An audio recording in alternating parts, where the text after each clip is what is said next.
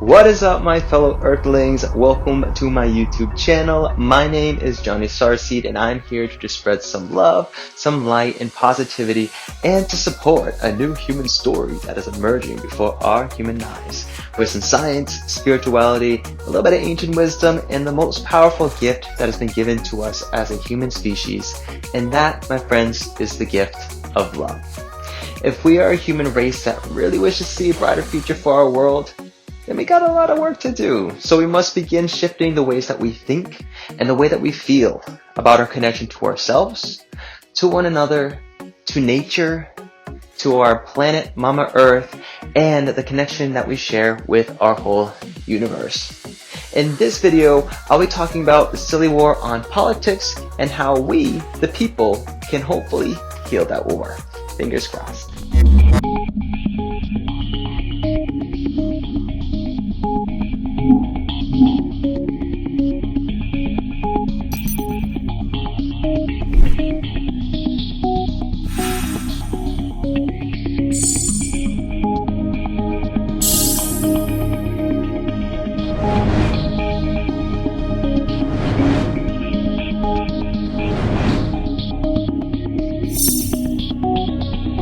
Before I continue on with this video, if you are someone who cares about creating a brighter future for yourself and a brighter future for our humanity, please click the subscribe button and the notification bell below to be notified of my upcoming videos discussing things that I think will help shift our thoughts and our behavior towards ourselves, towards each other, our planet Earth, and our future.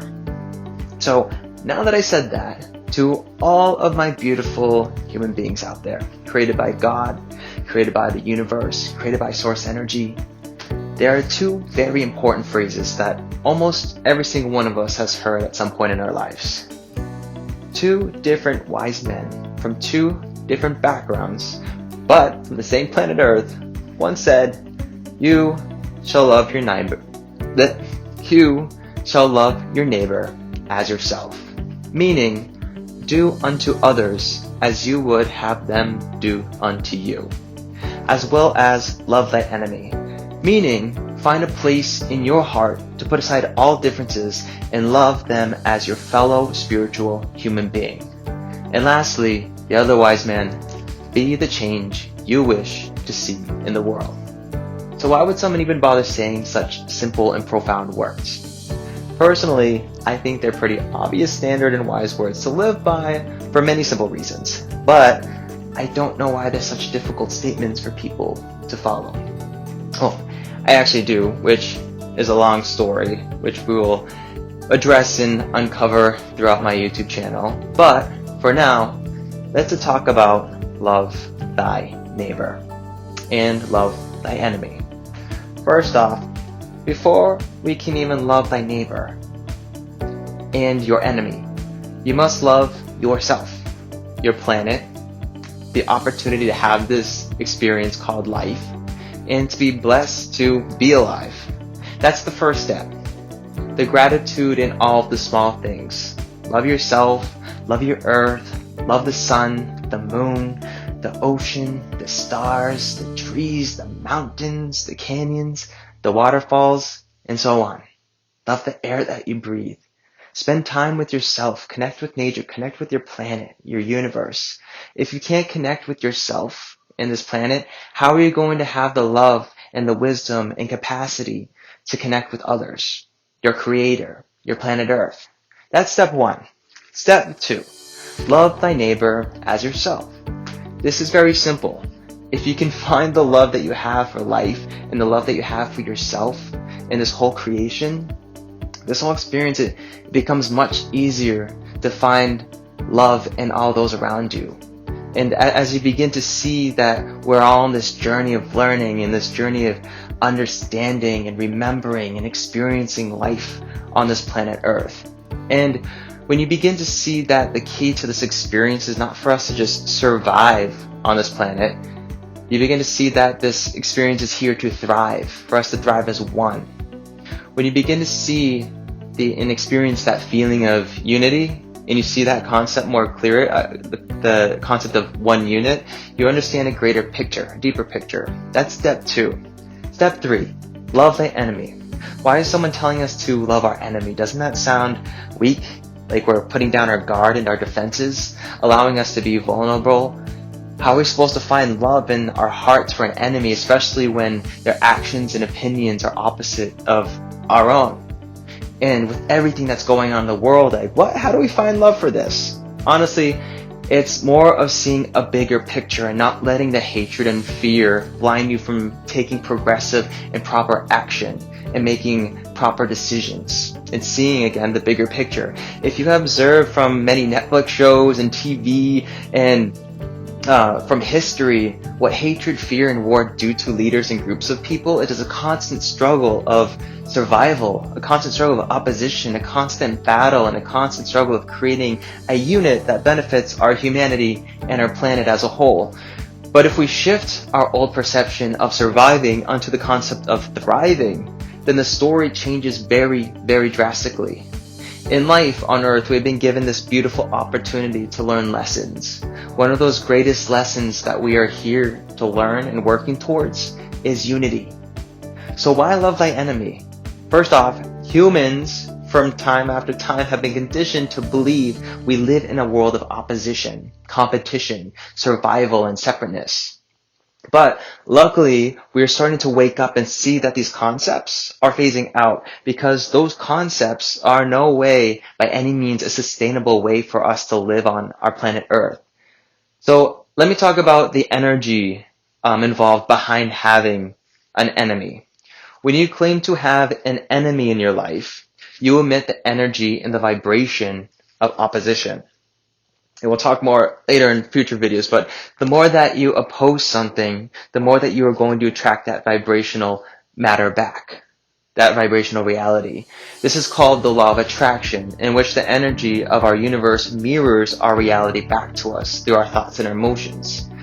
Whether it is our own individual reality or a greater collective reality, because we're all collectively connected through consciousness and energy, it's attracted back to us regardless. So the more opposition we emit, the more tension of that we're going to create. The more tension, the stronger that vibration. And what does that vibration do to you? It can make you experience vibrational emotions of anger. It can make you feel upset, furious, hopeless, faithless, empty, depleted, and many other negative emotions that are not healthy for your internal being and for our outward humanity. And the more that we oppose our enemies, the more opposing energy we are putting out into our own reality, therefore again attracting that reality back to us. So when you shift that energy to love, it becomes a much different story. Love has no opposition. Love is the energy and vibration of all creation. Love is the vibration of giving and receiving. And when you are in the vibration of love, you are in a what they call a receiving mode and giving mode. You're in the vibration of receiving and giving. You are able to receive the energy you wish to manifest, and you emit the reality you wish to create. So when you take the effort to come from a place of love, even relating to politics, coming solely from a place of love and unity, the vibration you are giving allows you then to give and also allows others to receive. It sounds kind of complicated to wrap your head around this concept at first, but once you begin to experience these dynamics of energy, it actually begins to seem quite simple. It just kind of clicks over time. It's complicated because this concept is something that our ancient ancestors knew for a long, long time ago, but it wasn't taught to us growing up in our modern day Western society. But the reason why I'm sharing this message is because, in more simple terms, at the end of the day, with all of this politics, with all these politics going on, we must stand together. This is to all the Democrats, all the Republicans, all liberals, all Green Rainbow, and whatever other parties are out there. Unfortunately, we are operating under a corrupt government and potentially linked to a corrupt world. I hate to say those words, but I am not saying who is corrupt and who's not, because to be honest with you guys, it got to a point where I personally, and I know many other people felt this, was significantly overwhelmed with information and disinformation, doing my own investigation and observations of trying to understand why the human race feels so far behind in our progression. Like, what is holding us back from seeing this greater picture of utopia, trying to understand why so many people are suffering in our world, and connecting my own theories and pieces together from over 10 years of searching for my own answers. Now, my opinions, with all this information and disinformation put out there, has just became completely skewed. And it left me feeling perplexed, delusional, anxious, helpless, and honestly a little crazier than I actually already am, which my beautiful, handsome, loving husband very patiently puts up with. That I began to feel like my efforts in life and my goals for the future in trying to spread positivity didn't even matter anymore. And I don't like that feeling. And I felt completely defeated not being able to decipher the truth or any truth. And I obviously know that I'm not the only one who began to feel these kinds of feelings. Literally, last full moon in September, I got a little shit-faced drunk and started crying to my husband, being like, I don't know what to do. My humanity, this world, what's real? I don't know what's real or not. Is there any room for any hope? Like, what's the point of hoping? I think I need to be alone. I need to do something. I can't sit here and do nothing. Anyways, that was a good cry. I let all my negative fears out, and thanks to my husband, thank you, babe, for your patience. I love you, my lindo. Always being there for when I cry, and dramatic and emotional. Anyways, but next day, I was like, I'm not gonna let this fear win over me and win over us. We have two decisions. I said, I can live in doubt and fear, or I can speak up and spread some light, wisdom, and positivity. That's what we gotta do. So anyways, if I can be honest with you, we can't tell the reality that's out there because we, unfortunately, don't know the truth.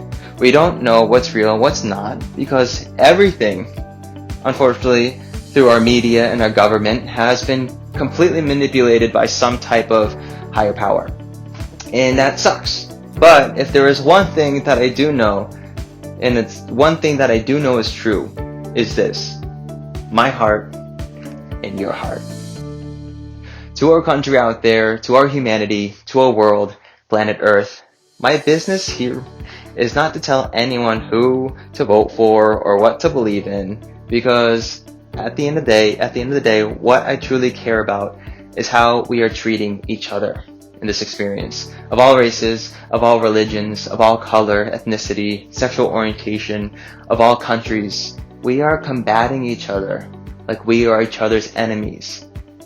And that is what politics has done over and over and over again for centuries. Politics and the government, in this constant struggle of trying to see eye to eye, has blinded us from ourselves, from each other, from the higher truth. There are so many diversions that are being put out into our world right now that distract us from seeing the truth, that distract us from unity, that distract us from seeing the bigger picture of one world and about us and the truth of our own true human story. We have been fighting for centuries. Isn't it about time that we learn the lessons that Jesus came here to preach and practice? Ever since I came out of the closet as gay around the year 2006, my view on life and humanity and the reality, for some reason, drastically took a big turn. And also having suicidal thoughts and tendencies with anxiety and depression shifted my view on this human experience. It forced me to ask deep questions about religion, how and what I was being taught. It forced me to look outside the box, to understand this spiritual human experience that we're all going through, and it encouraged me to find my own personal answers that I was seeking. And as a young kid, I wanted to understand, honestly, why the world was at the state it was and why it was suffering, why our humanity felt stuck, and why was it progressing so slowly, and what I could do as an individual human to understand the roots to all of our problems and what I could do to help it. And on my journey as a young teenager with all my deep questions about life up until the age of 29, I found the majority of the answers I've been looking for, which I wish to share with you on my YouTube channel.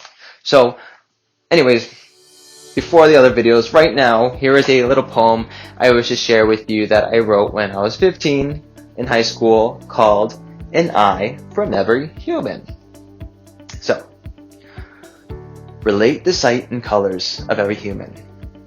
Create through different colored eyes. Sedate the world in mind with art and wonder. Awake the imagination of surprise. Depict the image that has been given to us. Convict me, for I am a criminal of seeing. Restrict me you cannot, for my eyes will still see further than your locks and chains. Predict this world with many eyes of human beings. It is time that we start seeing the world through our eyes together, and not just through a leader. Because we are the leaders of our country. We are the seekers. We are the art and wonder and the imagination of surprise. Don't be tied down by the locks and the chains of politics, because at the end of the day, what I said before is we need each other. I stand for the human race, and I stand for our planet Earth, and if you stand for the human race and your planet Earth as well, then we will need to stop fighting each other and opposing each other over a single person that we put all of our power into. I understand that there is a lot of shit going on in the world, but I need you to know that if we come together and work together by combating opposition with the force of love, we will find justice in each other. This whole world is made up of energy. We are all energy of vibration and frequency, again, which we'll talk about later. But unfortunately, the negative energy, sometimes that we emit out, is the energy that we are going to attract back into our lives and into our reality in every aspect of our lives. So we will continue to be on this vicious cycle every single 4 years until we decide to make a change in ourselves. So love thy enemy, because when you open up your arms up, maybe one day you and thy enemy will hug and there will be no more enemies. I hope. But start healing these broken relationships that politics has ruined between you and your loved ones. We don't need politics to separate us from each other, because I feel like that's a diversion that they want. Losing relationships over this is not necessary. It's not worth it. Come from your heart and see the person for their spirit, not their opinion. Be the bigger person. See the bigger picture. Believe in the power of your heart. Because we are all trying to figure out this whole thing together. And the biggest point that I'm trying to make here is, which I will explain again more detail about the law of attraction later on in my next video. But the point is, if we really want to move forward, we must stop living in a low vibration of fear, of doubt, hatred, anger, and opposition, because again, that is the reality we are going to attract back to ourselves as a collective whole. Now, I like to consider myself a realistic person amongst all my crazy magical beliefs. So to be realistic, as humans, I know we are all going to have points in our lives where we will feel these negative emotions. They do resurface. But we are human. Our reactions and feelings are inevitable. But this is something simply called experiencing the contrast. But the powerful thing is, when you are aware of this vibrational contrast, it allows you to take conscious and aware action to replace this low vibrational contrast with a higher vibrational emotion.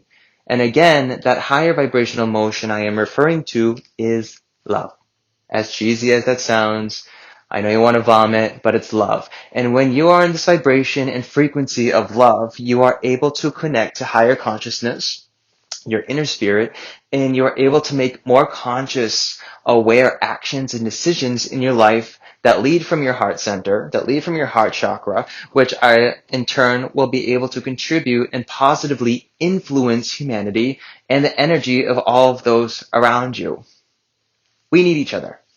We don't need to fight one another, and we don't need to be each other's enemies. It is time that we stand up for each other and not against each other. It is time that we see God's creation as He sought it to be. It is time we learn the wise lessons that have been lost over time but have been retrieved. I believe in us. and I refuse to let my light burn out and your light burn out. I have hope in all of us, and if you have hope, please subscribe to my channel and hit the notification bell below so that you can join me and our humanity in this shift for our future. I love every single one of you with all my heart, and we all deserve a bright future. But, in all honesty, it is us who will create that brighter future together by coming together. Be the change you wish to see in the world. Be kind to one another. Be patient. And always, always, always come from your heart. With love, peace, and gratitude, Johnny Starseed. No, I gotta get my glove on.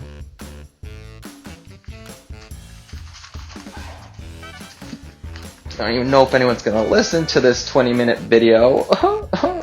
Anyways, thank you guys for listening to this message. If you enjoyed this video, please leave a comment below and hit the subscribe button and the notification bell below so that you do not miss out on learning what the law of attraction is, how it works, and why it may not be working for you, but how we can make it work for you, and the science, the spirituality, philosophy, and the psychology behind all of it.